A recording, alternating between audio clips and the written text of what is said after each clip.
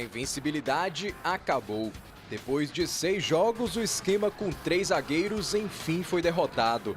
O Bahia até saiu na frente com Everaldo, mas sofreu a virada com gols de Bruninho e Eduardo Sacha.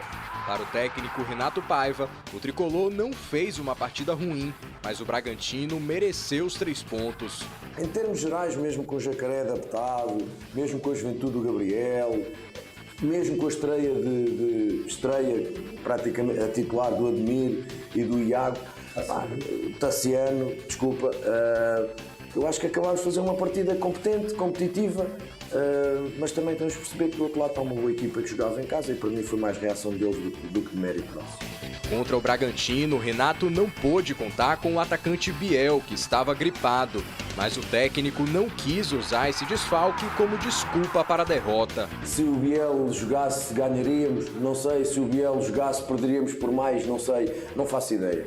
O que eu sei é que o Biel não pôde jogar e eu tive que encontrar soluções. Tenho o elenco para encontrar soluções, não obviamente escondendo a importância decisiva que o Biel tem tido nesta trajetória até o dia de hoje. O Bahia só volta a campo na próxima segunda contra o Botafogo na Arena Fonte Nova, também pelo Brasileirão. Para a partida, Renato Paiva deve contar com o retorno de Biel e espera ter o apoio da torcida em busca do primeiro triunfo na Série A. É muito importante nestes jogos equilibrados que a nossa torcida faça aquilo que tem feito sempre, apoio do primeiro ao 90º minuto ou mais, que nos ajude de facto a olhar para esse jogo em casa e ganharmos os 3 pontos em relação à torcida.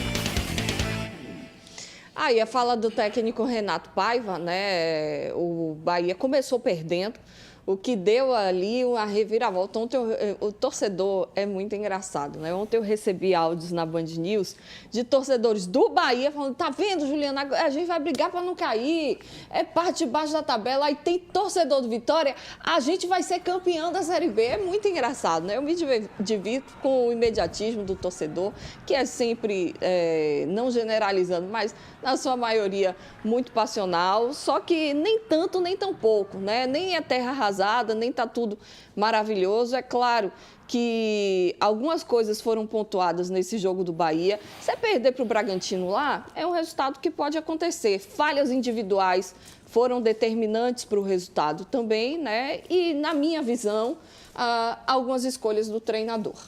Sem dúvida, Ju. E tem um detalhe que nós sempre falamos aqui ao longo desse trimestre aí, que as falhas que o Bahia tinha defensivamente, só que enfrentavam adversários que não tinham tanta qualificação e não traduziam em gols, quando chegasse numa Série A seria diferente. E não teve outro jeito. Falhou, né, naquela bola que tinha ela dominada, o Iago, e aí o time do Bragantino empatou o jogo. O Bahia fez uma partida péssima? Não. Fez uma partida regular. Poderia ter empatado ou vencido? Sim. Mas diante das falhas, e depois com 2 lances capitais, né? Naquela bola do Ademir, que ele invadiu sozinho, poderia ter feito o gol, e depois naquela cabeçada também do Jacaré.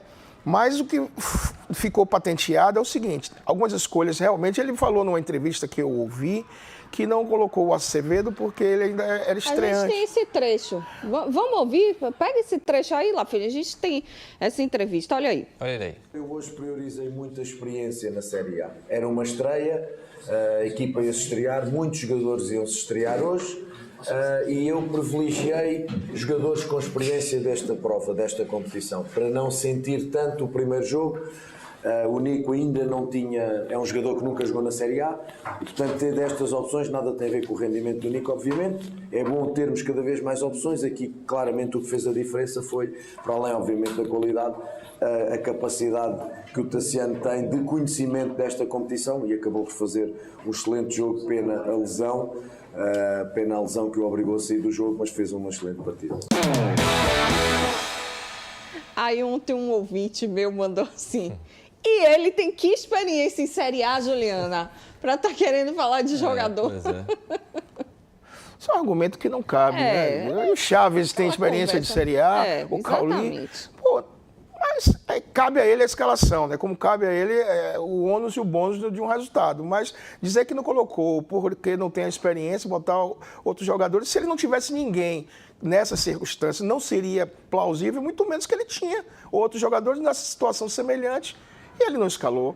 Mas aí o resultado, não vai dizer só porque ele não escalou como titular, que foi por isso que perdeu. Mas essa argumentação não cabe realmente.